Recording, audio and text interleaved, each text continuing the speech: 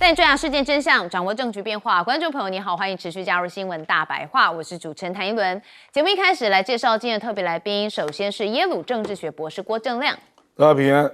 还有时事评论员胡文琪。一伦好，大家好。好，稍后帅将军也会加入我们节目现场。好，我们持续带大家先来看到的就是普习会哦，因为呢刚落幕哦，但目前看起来哦，习近平对中俄的关系哦是非常有展望的哈，因为他说啊，30年来中俄关系的定位是不断提升，达到了新时代全面战略协作伙伴关系的历史最高水平，然后树立起新型大国关系的典范。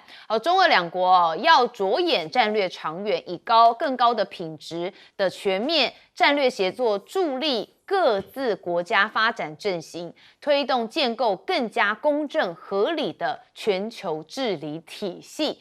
好，所以你可以看到现在哦，两国的关系哦更密切，当然有很多的合作，包含的就是俄罗斯直升机的公司代表就有特别讲到，经过数十年的合作呢，他们已经跟中国交付了450多架的直升机，他们运送乘客跟货物，参与灭火哦，并在中国几乎所有地区执行各种的特殊任务。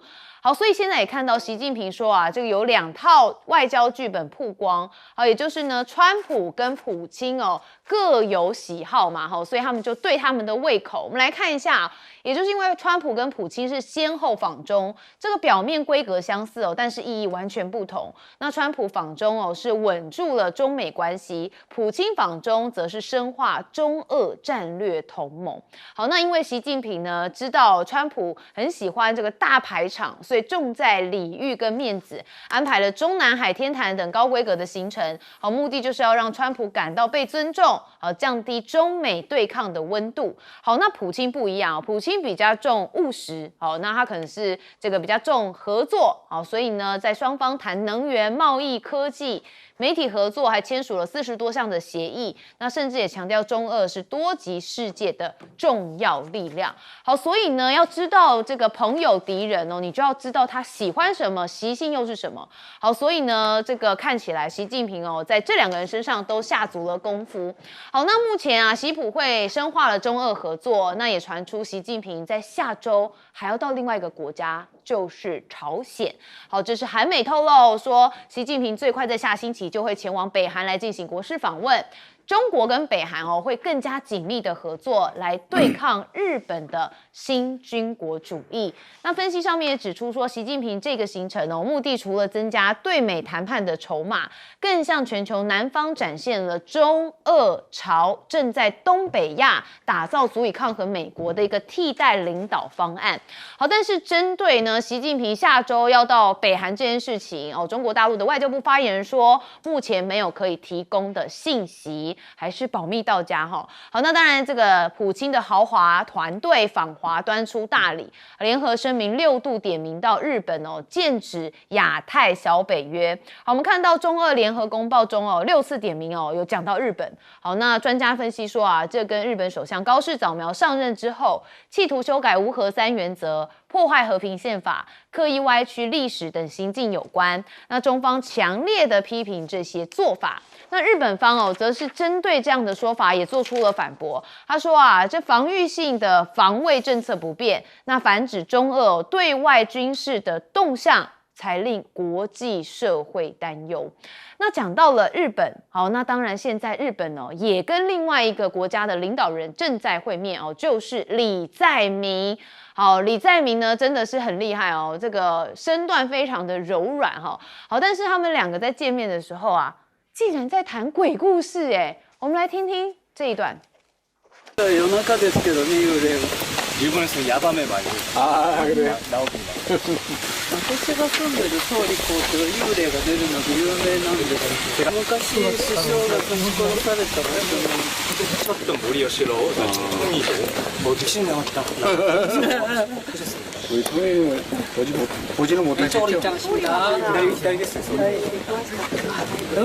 でもね、変な音が毎晩してたんですけれども、多分建物が。哇，2个人谈鬼故事，我也是到第一次听到，蛮有趣的哈。那真的就是大家都很喜欢谈论比较乡野奇谈那当然，刚刚你也看到，确实高市早苗证实每天晚上在官邸都会听到怪声音，但他也说可能是建筑物老旧啦哈，反正真的很有趣。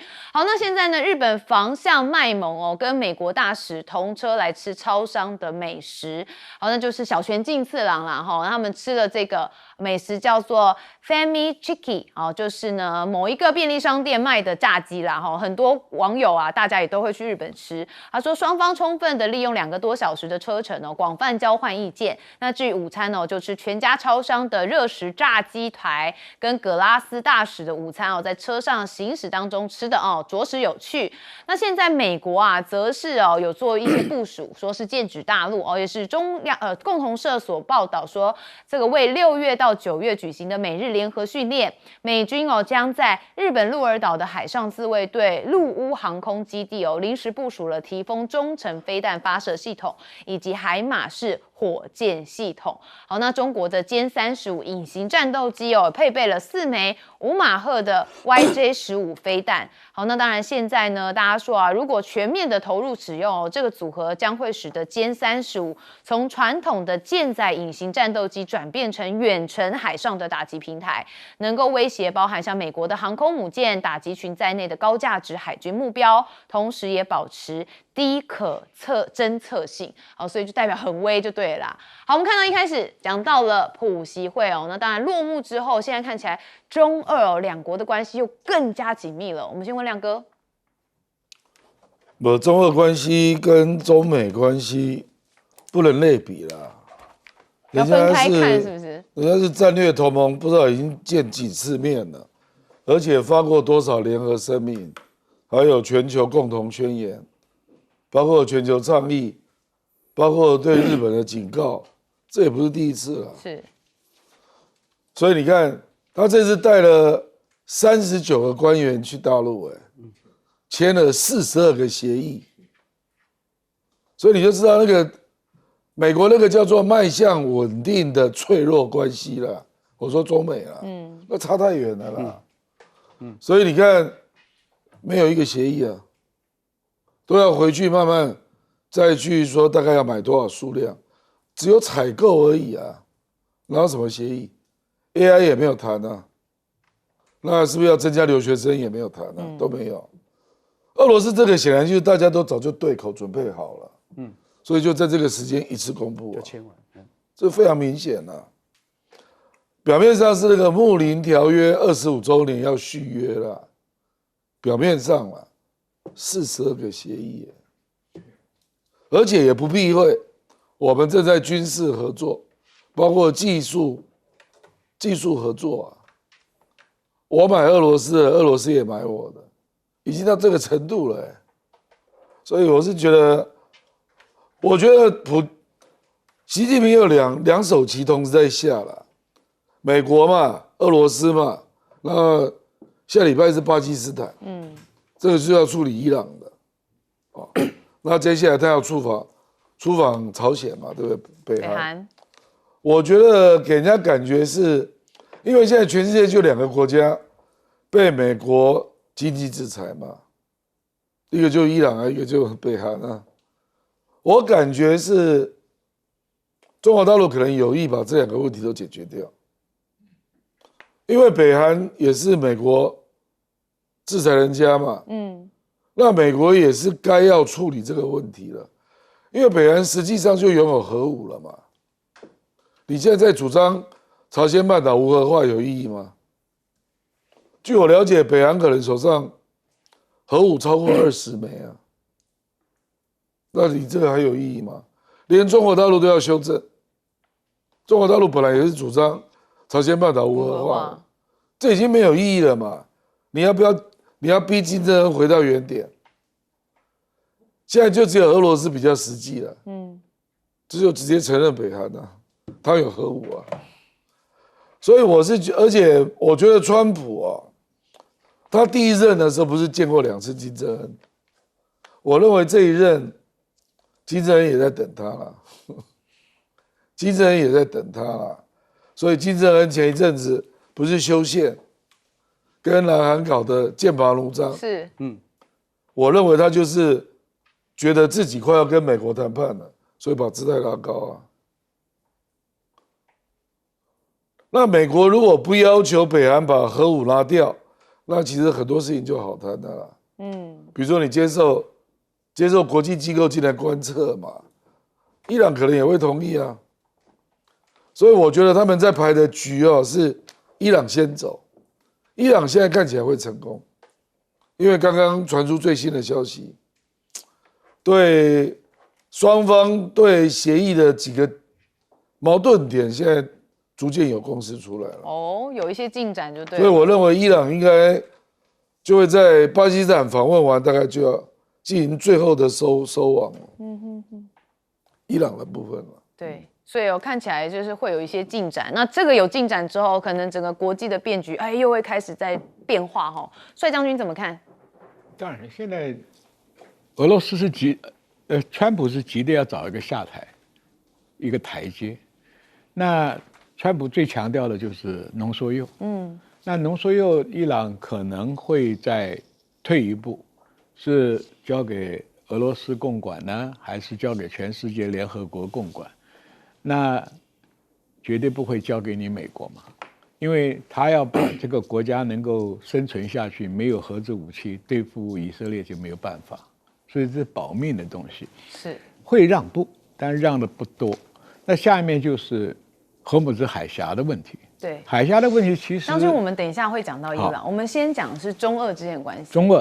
中俄这一次表现的刚好给美国一个很明显的一个打脸。美国来声势很浩大，但是我们看内容叫华而不实，因为中国就在逼他，你对台湾问题给我表态，其他的都是采购的意向书，就是说我打算要买，可能要买。那俄罗斯就为什么打脸呢？他带了42个合同，当着面在电视机面前签字交换。这个是实的，美国那个是虚的。为什么？美国的采购订单，只要你美国的军售不表态，这些订单都可能会抽掉，搞不好连9月都不去。所以这是美国也不可承受之重。为什么美国要派个副防长来被中国拒绝？你就直接表态，你不要再派人来跟我说三道四的。事实上，今天这个军购案已经不是实质的军购案，完全变成一个政治上互相较量的一个筹码。我们台湾老百姓真的关心，你说这140亿美金的东西，你买得到什么？尖端武器，美国库存都不够，稀土又被中国管到，那他自己补库存的时候，我们遥遥无期，不要等哪一年呢？以前花了6000多亿的东西都没看到，那现在我担心的就是塞那些乌克兰都不要的无人机。美国做了很多，那个董事长已经来台湾了。是我们买这些东西怎么去保台？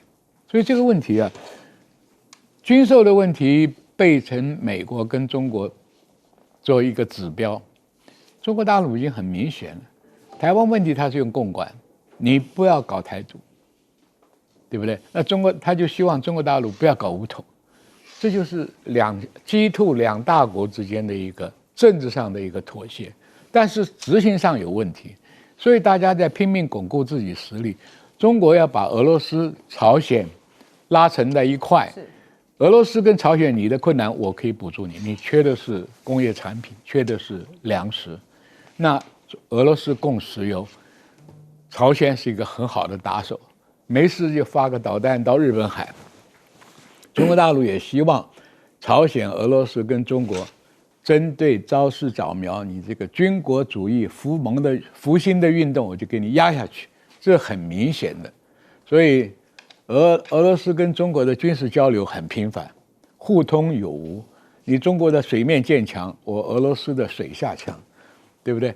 中国的需要石油，俄罗斯无限供应，就现在这个态势就结合得很紧密了嘛。对，所以我觉得现在有一种感觉，就是反美联盟越来越壮大，越强。因为过去呢，反美联盟大家就说有啦，但是没有感觉到他们这个溃有起来，但现在这溃是起来的哈。文基哥怎么看？我觉得每次在评论这个国际政治议题，我觉得就是有点难过了。看到这种大国政治，人家是怎么在做战略的规划，他山之石可以攻错，再看看我们自己。我觉得有时候很遗憾，但是你回过头来看，你说习近平有没有马上跟对川普翻脸？我觉得没有啦。我觉得你看到，不管是我觉得那下标很好，就是说习近平给足了川普的面子啊，到天坛啊，到中南海去散步啊，因为你就是这样的人。然后他对普丁，就刚刚我们讲的，他带了所谓超过内阁1半以上的阁员去哦，是谈很实质的东西。我觉得这种高下立判，可是对于今天我们看到的一切，我觉得你看到。当他是一个经济团，可是内阁谈的时候，他们谈的好像大家都在努力。可是我觉得有一个讯号，我不晓得大家有没有注意到，其实那就是不管是从川普的肢体动作，还是你看到一个新闻，记不记得他们美国的空军1号要飞回美国的时候，有一个画面，我不晓得大家有没有注意到，他不是说堆了成堆的这种中国大陆送的礼物，全部通通都不要。我觉得如果你不要没关系嘛，你就干嘛中国人的物件不好也没关系，你就放在饭店里面，你大喇喇的在公媒体拍说全部的东西丢，你是不是给中国大陆没面子？所以你认为习近平在内心深处，虽然是假新闻，对我在内心深处，我会对你是什么样的一个评估、一个判断，就是说你到底是真的跟我做朋友，还是不是真心做朋友？回过头来看。你说目前所谓他们到底所谓的2朝中有没有要抱团取暖？我觉得也只是刚刚好啊。你看到的所有的一切，因为对于这些大国政治，只有永远的国家利益，没有永远的敌人跟朋友。可是你看到郭家坤在对比我们台湾的所谓吴钊燮，还有这个什么林佳龙，你有没有看到他非常的谨慎小心？我对于所谓有没有到朝鲜去看金正恩，他没有任何的评论哦。那为什么今天你说习近平以现在的国力的状况下，他要去所谓的北朝鲜去走一走？我坦白讲，就他来讲，大国政治，因为前阵子所谓的金正恩，不管是派兵参战的俄罗斯的俄乌战争，乃至于取得武器技术的进步，对于中国大陆来讲，卧榻之侧又有一个另外核武的国家，坦白讲，他也是应该去看一下这位小老弟，说，是不是？我们来看一下最近6都3波松快。其实我觉得他们在玩的是一个大的棋局，就是说他顾好所谓的中俄上不封顶的一个关系，可是对于他旁边有可能不小心会惹是生非的北韩，人家是非常的小心。所以你回过头看整个的大国游戏，因此你看到日本讲的说没有，我们只有防卫性。对不起，听其言观其行。你有看到说他输送出去所谓攻击性的武器的时候，坦白讲，这是让人家觉得非常的一个恶心。所以我觉得最后一个重点，当美国为了展现它落日帝国的余晖，真正的重点是在这个背板上面，它是用提风飞弹，是临时，各位代表了它库存的武器跟它现在的国力不足以应付这些战争，那个临时其实才是真正的魔鬼的关键。好，所以刚才听到3位来宾说的，就有发现为什么刻意在川普之后安排普京？这个营地是有玄机嘛？好，前期我们有讨论过，但是现在看起来，他就是要来做一个对比，谁跟谁的关系卡好。好，我们休息一下，马上回来。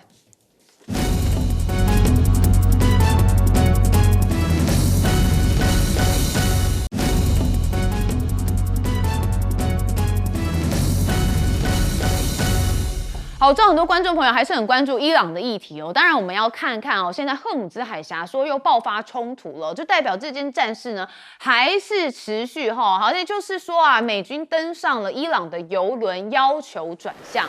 好，我们来看画面因为这个是美国中央司令部20号透过社群媒体发布一段36秒的影片。好，伊朗籍的油轮天海号因为涉嫌试图前往伊朗港口，遭到美军登船搜查，而且改变了航向。好，所以大家就发现说美国的美军的行动仍在持续当中好，那纽时呢则说这个伊朗阿曼其实有讨论赫姆兹的收费，然后呢出奇招来钻国际法的漏洞。也就是伊朗跟美国的盟友阿曼有在磋商赫姆兹海峡建立一套永久的收费制度，无视川普反对收费的警告。那伊朗呢这次是刻意避免使用这个通行费的说法，他主张要向伊朗的船舶来是主张要向船舶来收取服务费。费，也就是用服务费的方式来取代通行费的说法了哈，试图在国际法的框架内维持对这条关键水道的控制。好，那当然伊朗现在也都在想到底有什么方案可以规避一些国际法。好，那川普对这件事情当然是不满他说我们对于这个赫姆兹海峡要保持开放，保持自由通行，我们不要通行费。好，那现在呢，这个中东的5大产油国也联手反击了，他们控诉德黑兰说将赫姆兹海峡货币化。好，那包含了有巴林、科威特、卡达、沙烏地阿拉伯跟阿拉伯联合大公国5个中东国家，正式的向伊朗透过新成立的波斯湾海峡管理局控制赫姆兹海峡的通行来进行抗议。好，那伊朗的状况是如何呢？有人说他们是满血复活，主要原因就是因为美国情报自己也显示说伊朗重建的速度超乎预期。好，我们看到 CNN 的报道就说，美国情报圈目前说，伊朗正在快速的恢复飞弹发射器、武器生产设施，还有无人机攻击的能力，甚至有部分的评估认为伊朗最快只需6个月就可以全面的恢复其无人机的攻击战力。好，所以伊朗这个韧性非常的强。那美国官员也讲说，伊朗人的重建速度超越了情报界所有预估的10成。所以这显示什么？伊朗的军事实力根本没有彻底的摧毁。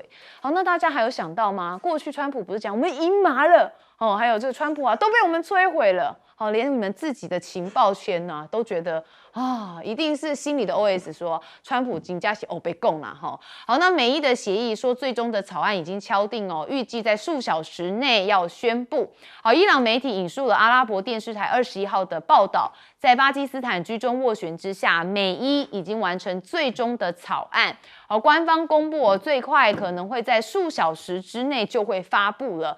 好，那真的是停火有谱吗？我们看到伊朗的外交部发言人就说确实有收到美方最新的和平提议，那正在审查当中。那这个提议呢，要求彻底结束所有的前线战争，包含黎巴嫩。好，那也要释放被冻结的伊朗资产，以及针对这个伊朗商业货轮的海盗行为伊朗这边的要求是如此。那目前就看这个数小时之内大概是什么会宣布，我们再跟大家来更新。那目前伊朗的谈判也说还是有一些罗生门的存在，恐怕整个猫腻点就会在这里好，因为呢，像是那个伊朗高层有说接近共识起草的协议，其实第一时间跳出来的是沙国媒体，他们驳斥了先前由伊朗媒体所发布的相关消息，还说这些报道内容是捏造的。那川普现在的心情到底是如何？因为每次都给他台阶下，现在看起来有一个台阶下，但他下不下呢？我们看到他21号在他的Truth Social上面又转发了一篇《纽约邮报》的文章。好，这个标题叫做"如何3步击垮德黑兰"。好，那当然他就只写这样子，没有附加任何的评论。那大家就说，这个文章蛮鹰派的，是不是代表冲突又可能再起呢？好，那现在美伊的谈判陷入僵局路透就有讲说，伊朗最高领袖下令禁止浓缩铀运往国外。好，那这是伊朗的政府高层说这个哈米尼已经发布了指令说这个我们国家的浓缩铀是不得运往国外。那川普则是也呛瞎说美国迟早会取得伊朗储存的高浓缩铀我们会拿到，我们不需要浓缩铀，但我们或许会在拿到后摧毁，因为我们不希望他们拥有。好，但不管如何，因为走到这个僵局大家看到已经也觉得这个战争什么时候要结束我们当然也希望在数小时之内就宣布好，但是是不是还是有很多的地方谈不拢呢？亮哥，没有啦，还在等还在等巴基斯坦的总理去访问中国啦。哇，那还有一段时间。我跟你讲他说今天就是那个阿拉伯卫星电视台的新闻嘛，今天凌晨那他有丢一个弹书，未解决的问题7天内开始谈判，摆明就是在等他因为一定要巴基斯坦、中国、俄罗斯都有共识，他们就要介入了嘛。我觉得只有在那个时候，伊朗让步才是真的啦。我认为美国到时候就这样了啦，中俄只要进场。那有个结果，美国就赶快了，就跟进了啦。是啊，最担心的不是美国啦，是以色列啦。以色列现在是焦虑万分啦，他认为美国不要玩了啦，不理他了啦。我们都看得出来。现在最忧虑的就是以色列。是，那大家都知道在等什么，就是美国的下台阶就是中俄来拜托嘛。这样够了吧？哦，他不需要找我自己的下台阶。所以这还是要面子嘛。本来就是国际谈判本来就这样啊。因为川普现在不能够说伊朗愿意让我就接手，是中俄来拜托，那这样面子才有啊。这个就是政治嘛，对不对？所以我觉得伊朗目前确实很硬啊，说浓缩铀不会交出来，可是上个礼拜在谈说要不要比照上一次，交给你的好朋友俄罗斯啊。对啊，那如果俄罗斯进场，跟伊朗说，不然放我这里了。那俄罗斯再跟美国说，就放我这里了。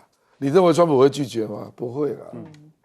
不，政治就是这样啦，就是大人的面子互相尊重嘛。所以我认为伊朗的战争真的是快要结束了。美国现在也开始提出解除制裁的步骤。美国以前从来不讨论这个，都说等你浓缩铀交出来了，霍姆斯海峡打开了，再来讨论经济制裁怎么解除。美国现在不是，他说我们会因应进展提出那个经济制裁解除的方案，所以我觉得双方都在准备了啦。所以我没有那么悲观啦。所以我觉得大概就是这个问题解除之后，然后就要去处理那个悬了好几年的北韩问题了，那个拖好久啊，解决不了。事实上，整个世界的矛盾就这两个国家啊，就伊朗跟北韩啊，所以我觉得中国大陆这一次真的下了蛮大的决心了，就决定统统都解决了啦。对，那当然也有一些目的存在哦，不会是随随便便就解决。当然，而且因为现在中俄关系正好嘛，是，美国正弱嘛，这也是一个时势所趋啦。帅将军，对于刚刚我们讲的快要这个有终战了，怎么看？它是有可能的，为什么？这个美国嘴巴里咬的就是浓缩铀的问题嘛。那浓缩铀刚刚哥也讲得很清楚啊。如果说中国跟俄罗斯一起出面，甚至于要求联合国5常一起出面，那给你川普足够的面子嘛，对不对？那就借此机会下来嘛。至于荷姆斯海峡，我想刚刚巴林那个阿曼那个讲法有道理的。荷姆斯海峡会变什么样呢？哎，我不是布了水雷吗？你们要走我那个哈尔蛋那个岛过去吗？各位知道港口都有叫临水。临港费那很贵的啊，临港再加上服务费收费，这油源国家是可以承认的了。今天买路费嘛，名字很好听啊，引水费嘛，怕你们被撞到水雷，我负责这个安全通道的服务费，它也不违反国际的这个国际法里面的规定啊，自由航行。对，这边有危险。有水雷，所以我带你走安全的水道，前面要引水人，后面有服务人员，所以荷姆斯海峡开放不太是问题，因为众望所归嘛。所以海湾国家哪个不希望你开呢？不开，我们大家都不要做生意了嘛。那伊朗也希望开了我才有钱赚嘛。所以我认为这个问题好解决，难解决的就是那个革命卫队的领袖跟他那个哈梅尼的儿子啊。讲的那么硬，就是说绝对不让浓缩铀离开伊朗，这个就有靠俄罗斯跟中国的调停，跟巴基斯坦中间的奔走，对不对？其实伊朗也打得很惨了，就是穷嘛。那美国为什么没办法？因为对地下，伊朗所有的军火工业都在地底下，它是一个地下世界啊。对不对？所以你就没办法遏制它生产，也就没办法停下来这个战争。川普的时间不够了，内部的问题很多。因为荷姆斯海峡一旦开通的话，油价就跌了，川普的通膨的威胁就降低很多。所以这个东西都有诱因呢。所以大家对这个解决伊朗问题是有一点乐观，中间就怕这些250在中间搅和一下，这就很麻烦了。所以这个东西就要看了。俄罗斯可以劝导伊朗，因为伊朗比较听俄罗斯的。中国当然也可以加点力量，因为你要恢复无人机生产，所有无人机的零件你不从中国拿，你到哪里去拿？是，这量很大，所以这个问题就是说，每一个国家的领导人去衡量利跟弊的问题。讲老实话，打下去都没有好处。借势下台，这是最聪明的做法。对，确实没错。这个利跟弊大家都会衡量嘛。然后其实这个弊也延伸到我们有一些能源的危机，所以当然是希望赶快的终止这场战事。文琦哥怎么看？我是觉得确实他们可能可以达成协议的这个征兆已经慢慢出现，而且讯号越来越强。一来是你看到我说最近我觉得美国很聪明，包含你讲的，他现在基本上没有要派所谓的什么海军陆战队或是轰炸。不管是他的武器的库存是不是现在的代理部长高雄，当然我不讲他有没有绰号叫淡水了哈，就是他的状况不好。第二个，如果你看到第二个讯号，他的犬4号2栖攻击舰现在已经离开那里了，已经开始往马六甲海峡，所以这些都是我们可以看到两边其实都觉得撑不住了。事实上，似乎到达大家应该要好好谈的一个讯号。回过头你说这些美国的盟友是不是倒戈啊？因为坦白讲，对于这些所谓产油国家来讲，分成直接伤害跟间接伤害。对我来讲，我如果能够出油出去，我可能即便我付不管是服务费啦，这个保护费等等，可能我还有赚。所以美国也发现苗头越来越不对，这些盟友有可能确实会一一弃他而去。而且最新的讯息是，为了这一次的可能到底要不要继续打，当然我们看到昨天的新闻，纳坦雅胡当然也跟所谓的川普，哇，他们写的很艺术含量很高，讨论的非常的激烈。因为对美国川普来讲，当时候是因为你纳坦雅胡把我拖下去嘛，所以我觉得整个讯号确实都一直在往结束的方向前进。只是双将军有提到会不会有所谓的变数或250。那回过头来讲，我觉得如果今天我们看到美国情报单位又突然要告诉我们6个月，哇，他复活的速度很好，满血回归。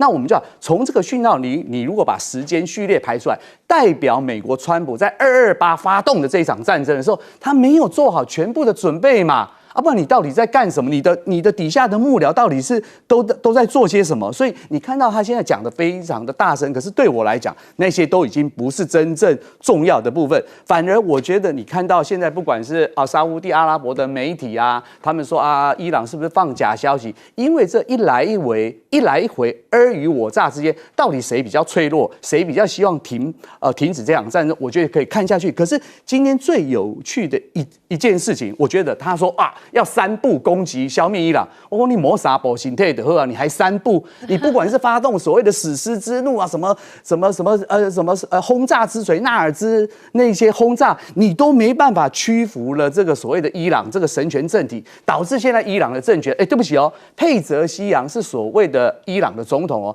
他的权力还要跟所谓的穆吉塔巴，还要跟这个哈米尼来讲话，你就要知道美国的战略判断绝对错误。对，所以呢，大家想说这个3步击垮德黑兰，川普又讲大话那也很多人也是看求娘啦哈。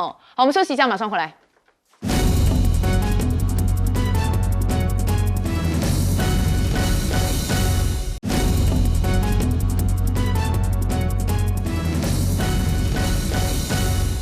好，接下来我们来关心印度媒体有做一则报道，也就是中国的机器人实力，说38个月建成世界最大的火车站。好，这个印度媒体叫做今日印度他们是杂志的网站21号的文章，说中国如何用机器人军团，在短短38个月内建成世界最大的火车站。好，所以我们带大家来看这是最近刚刚随同这个川普访华的企业家马斯克，他在社群平台上面就转发了这一段关于重庆东站世界最大的火车站聚集大规模运营场景的画面。这确实就让大家说啊，这中国人的机器人实力还真的挺强的哈。好，那现在呢，跟盟友同行时，那就另当别说因为布林肯有特别讲到啊，美国1对1的竞争可能会输给中国。好，大家记得布林肯嘛？他是美国的前国务卿，然后他就说啊，在这一场博弈当中，他觉得他们可能会输。但当我们跟欧洲、日本、韩国、印度、澳洲、加拿大同行实动的时候，我们的全球 GDP 占比就会从25%左右要升到50%，甚至是60%。他说中国想要无视这一点，就要困难得多。好，我要抗议，这里头没有中华民国。好，那当然呢，全球南方的 GDP 全球占比若以购买力平价 PPP 来计算的话，大约是全球近半数，或是超过50%。好，那现在还是要回到了这个古巴的部分因为呢，古巴被说啊是美国下一个目标。那现在呢，前领导人遭华府起诉，那中俄也重申了支持的立场，也就是美国昨天啊宣布以谋杀罪来起诉古巴的前领导人劳尔卡斯楚。那中国的外交部在21号表明对古巴的支持，也呼吁美国停止挥舞司法大棒。那俄罗斯也承诺要积极的支持古巴。我们看到他们的外交部发言人也说啊，试图要收紧对古巴制裁和持续封锁，是直接反映了华盛顿对任何意义的零容忍，是复兴门罗主义的愤世嫉俗的体现。好，那劳卡斯楚遭起诉那现在川普有爆料说，中情局 CIA 已经在古巴国务卿卢比欧要前往古巴因为卢比欧是掌管古巴的好，那但川普拒绝正面的回应是否有准备要逮捕卡斯楚家族的成员。那他讲说啊，美国不能容忍距离佛州只有90英里的国家长期的宣传反美，试图摧毁美国。那卢比欧怎么讲呢？他就讲说啊，古巴一直对美国国家安全造成了威胁。那古巴不仅拥有从俄罗斯跟中国手中获得的武器，境内还有俄罗斯跟中国的情报单位。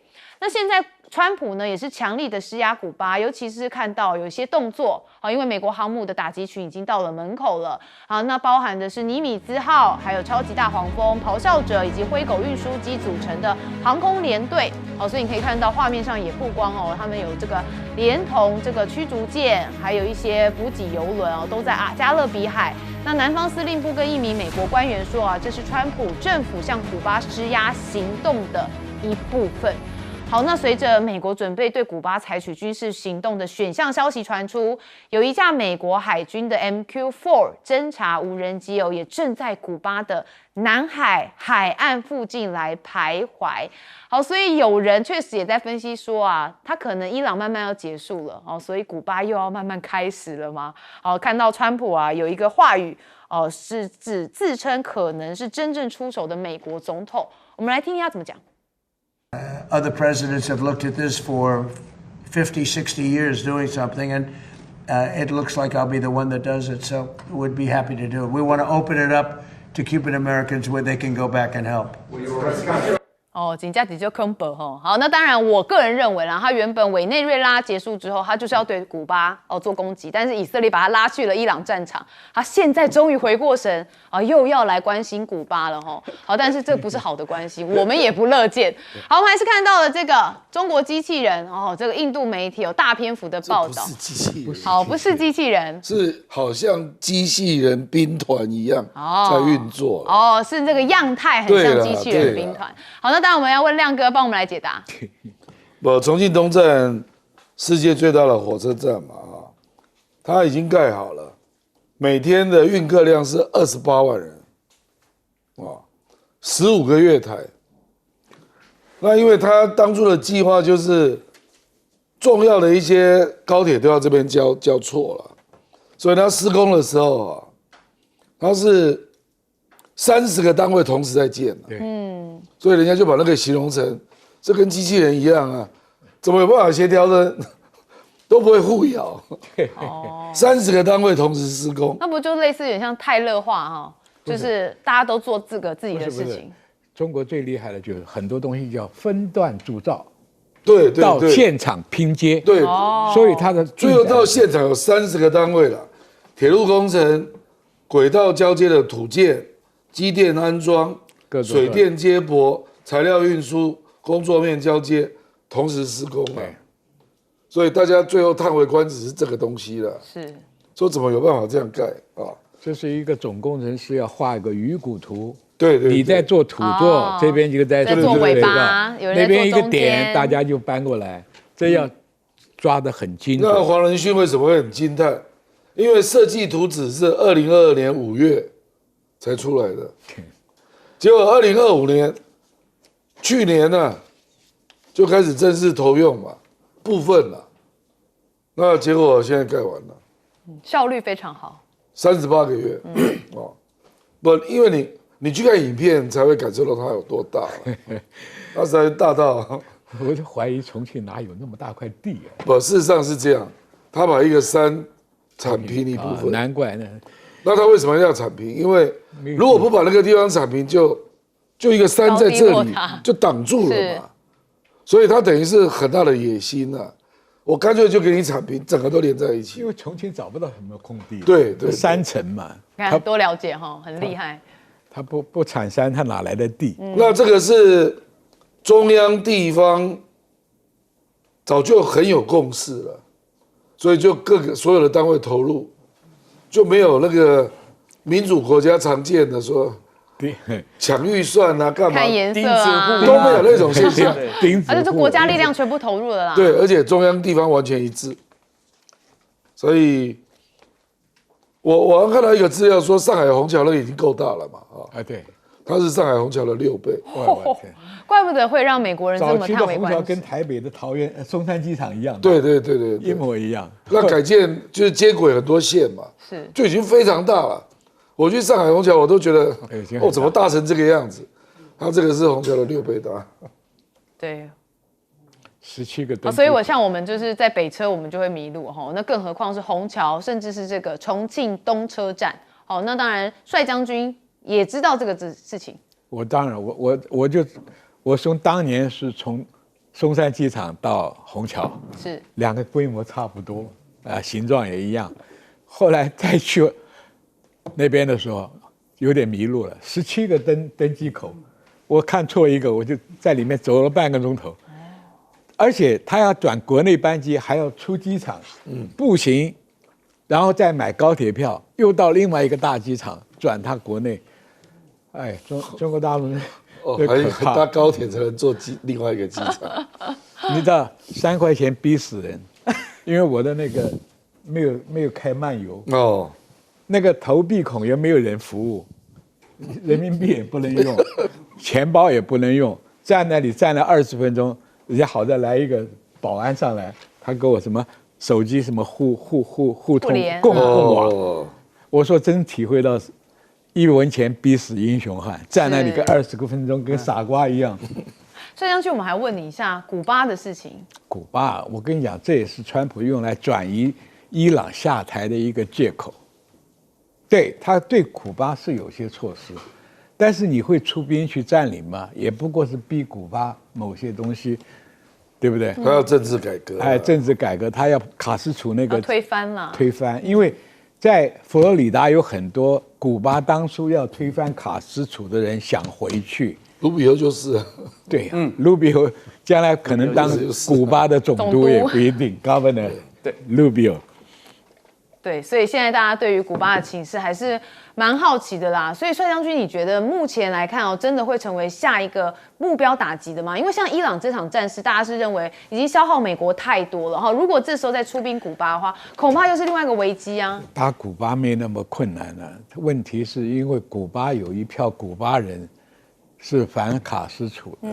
问题，古巴曾经是美国的后花园，度假都愿意往那边跑。它有它特殊的氛围，爵士乐、雪茄，这个古老的这个车子啊。是。所以，古巴我相信用不着是动兵了，真的，这个古巴的军事基础很薄弱的。那这样子，他的这些行动，我想他大概还是用政变的方式来做，就是有军力的支持下。当年就是甘乃迪功亏一篑，猪猡湾事件没有支持这些古巴人，打赢那一仗，结果就害得很多古巴人流落在佛罗里达，而这些人站起来以后，又在骚扰，又在建议美国政府把古巴的政权改变。其实美国去占领古巴没什么好处，你还要负担这个地方的经济啊。他只是把你的政权改变，变成亲美的。川普的话听听就算了，还要格陵兰呢，还要对啊，他的战场全球都在开哦。所以他也把全世界得罪完了。是，而且他得罪最严重的就是说，全世界已经在20次大战完了70年里面，产业链已经大家发展成熟了。你的零件我在用，我的东西你在用，他把这个打破以后，谁不想恢复呢？要不然不会有这么多国家跑去跟中国那边去朝圣一样的去搞。因为中国是主张自由贸易的嘛，这个是很有利的一个号召世界各国来围堵川普的关税跟打这个东西。其实美国只要要求开放自由选举，开放美国企业进去投资，对，古巴很快就会被美国力量控制，对，是很容易的。所以其实它的手段很多元，不一定要用到军事手段，其实就能瓦解古巴了哈。我们的专家见解是这样，文琦哥怎么看？我从这几个新闻来讲，我说看到所谓的重庆这个了，我只能说你看到举国体制，所以我们要学到人家的长板，我们来互相学习，然后这个东西包含他们的 K 签证，在抢所谓的 STEM 的人才。你看中国大陆怎么的用心，所以我对于他们的进步，我觉得我们要引以为借鉴。那我觉得目前看到所谓布林肯的这个，我觉得他可能是最近脑袋还唯一清楚的一个美国人。不过我很开心，川普听不下去。你记不记得他那时候是抱团小院高墙 AUKUS、QUAD 五眼联盟等等，他们是在打集体战。可是你看到川普不是，他是一个个人号。我给大家看一下宋文迪，我们来请导播 take 一下智库的大西洋理事会宋文迪的说法。他说，川普的特色就是把原本没问题的事变成问题。对他来说，不管是开辟新局或跨越难捉摸的红线，都是家常便话。对他来讲，你对川普你还有什么好期待的呢？问题制造者就套句你现在你说他去古巴，我觉得我很担心是不是他现在待产的那个李威特他去生产，记不记得李威特讲，川普总统总是喜欢找点乐子，所以他现在看上了所谓古巴。请问古巴有什么东西可以让他拿？我不要讲说1961年的猪猡湾事件，我套句郑丽文讲的，你怎么好意思？你怎么好意思？你美国现在有比所谓的不管民主、自由、人权跟黑白的问题，你有比别人好吗？所以我说，当我看到这种新闻的时候，我觉得你就知道，川普基本上在他的所谓的国家安全战略，在最后2026，他不是说我的战略内缩我现在慢慢的退缩，现在是他不晓得说为什么古巴会在我旁边。你看到一个非常有趣的数字。他如果觉得90英里他都很有感觉了，难怪我们的9500英里跟67英里的台湾，这答案不就出来了吗？你连90英里你都受不了了，你还跟我讲67英里。所以当我们现在看到他现在大量的部队出去啊，你看那个整个你的画面讲的，对不起，对于古巴的军力，大家维基百科一下，你不是大炮打小鸟。杀鸡用牛刀，坦白讲，你欺负了这个所谓的委内瑞拉，太过顺手，熊贵怕气啊！突然想，古巴也来一下，就是刚刚一轮你讲的，结果没想到被纳坦雅胡带到了这个跨点故意给我故意垮掉，就跑到了那边，就弄得现在自己不行，所以我觉得我说他有油啊。对，所以我说你今天看到川普所作所为，各位不用太过担心，基本上他随时都在变。重点是说，我们到底有没有真正的战略定性跟耐心？